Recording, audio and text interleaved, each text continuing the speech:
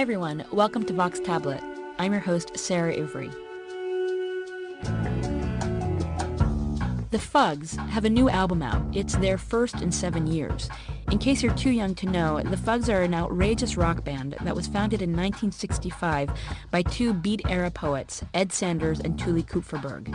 Ever since, off and on, the band has been singing unabashedly about sex, drugs, and war, with Kupferberg delivering deadpan lyrics in what the New York Times recently described as his, quote, rabbinical monotone.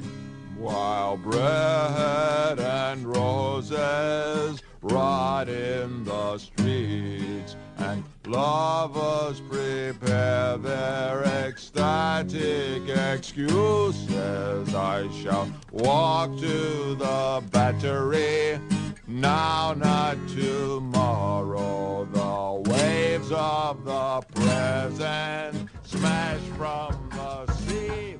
During the tumultuous 1960s, Kupferberg seemingly left his Jewish roots far behind.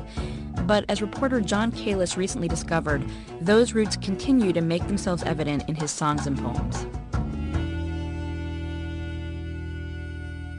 For a guy who professes not to believe in God, Tuli Kupferberg sure makes reference to the Almighty a lot in his work. Hi folks, it's time for your daily proverb. Today we have a selection from the Bible, from the book of Exodus 15:17. The Lord is a man of war.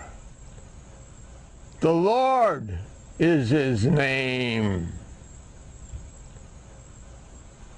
Oy vey. That was one of the 150 or so short videos Kupferberg has recorded for the Tuli Fooly channel on YouTube. If you watch them in chronological order, you notice that at one point last year he stopped wearing glasses. His vision had gone. Kupferberg has been ailing since 2005 when he almost died from a lung infection. In 2009 he suffered 2 strokes. He is now 86, blind, and confined to his loft in Manhattan. You might have wondered about his ability to see well before the strokes, considering his habit of wearing plaid sports shirts that clashed with his plaid sports jacket. But that's just Tuli being Tuli. Hi folks, it's time for your daily proverb.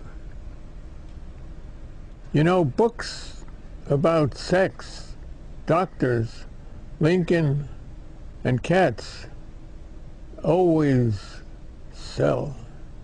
That's right. How about I fucked Lincoln's doctor's cat? That chuckle came from Kupferberg's longtime girlfriend Thelma, who shoots the Daily Perverb videos in the loft Kupferberg shares with his longtime wife, Sylvia. Close friends and family members have known that the man has had both a wife and a girlfriend for decades. In one video that features him reading his poetry, Kupferberg points to a picture of a couple kissing, refers to them as lovebirds, and adds, "There should always be at least 2. Time for your daily proverb. An eye for an eye, a tooth for a tooth, a kiss for a kiss, and a hug for a hug. Mwah. Some of these YouTube videos feature lengthy political raps espousing an anarchist pacifist worldview. Some are excerpts from the public access cable TV show Kupferberg used to do. There's a poem about a yeshiva bucher and a song that mentions the Baal Shem Tov. But mostly the daily perverbs are one-liners. Is there life after birth? Naftali Kupferberg was born into a Yiddish-speaking household in 1923, and he says Yiddish was his first language. Ed Sanders, the co-founder of the Fugs, told me that Kupferberg used to sing old Yiddish radio commercials he memorized as a kid. Kupferberg's songs and poems are peppered with Yiddish. One of the most famous songs in the Fugs' repertoire is Nothing, which is based on the melody of Bulbous, a Yiddish folk song that bemoans a daily diet of potatoes. Nothing resonated with an alienated generation of young people in the 1960s. In some versions of Kupferberg's nihilistic masterpiece, the Fugs sing a verse in Yiddish. Oh, and by the way, if you purchase the song through iTunes, you get a message that says, "Are you sure you want to download and buy nothing?" Monday, nothing.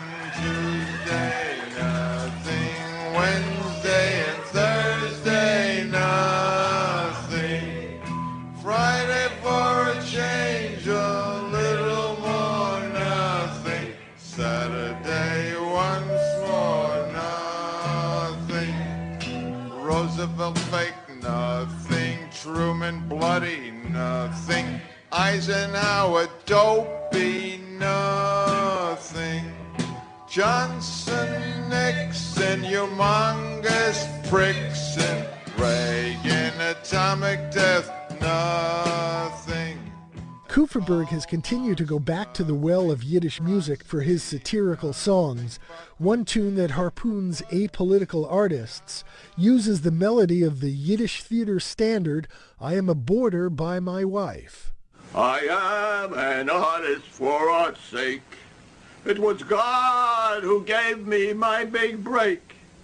I was born for a higher reason, and all his angels I am pleasing.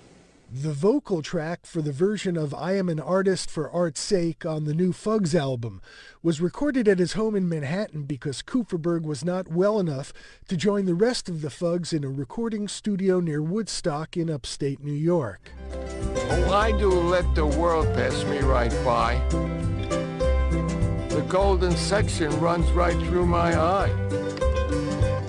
Let other people freeze and fight. Someone's gotta paint it right. I am an artist, for art's sake. I am an artist for art's sake. It was God who gave me my big break. I was born for a higher reason, and all his angels I am pleasing. I'm an artist, for God's sake.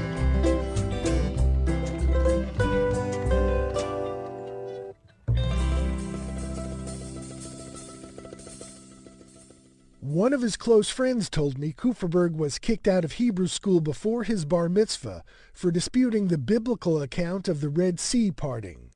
According to the friend, Kupferberg refused to have his son circumcised and basically hasn't set foot in a shul as an adult. But Jewish culture does mean a lot to Kupferberg.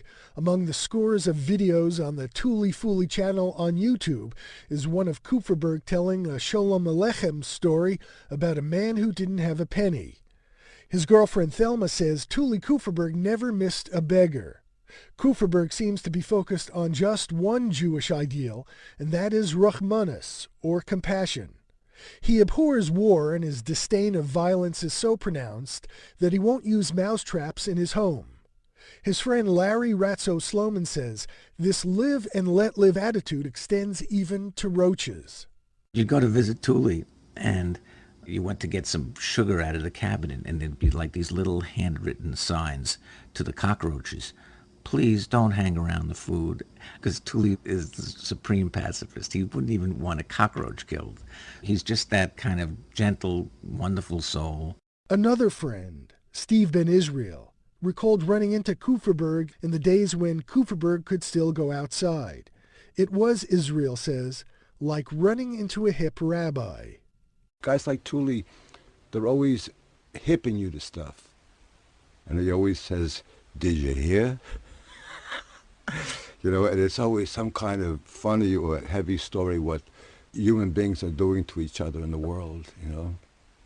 Tuli has that great Jewish humor. It's not so much the self-deprecating kind. It's the humor with substance, with feeling, with heart, with yearning for a better world, you know. Backward Jewish soldiers strolling back from war. Hug your Gentile brothers as you've done before. Presidents and premiers perish. Empires rise and fall. But hearts of old compassion still might save us all. After 2 months of my voicemail messages and uninvited visits to his loft building, Tuli Kupferberg finally called me on the phone the other day. He declined my request for an interview, but thanked me for my interest in him and said that he's planning to continue recording his little pearls of wisdom for YouTube.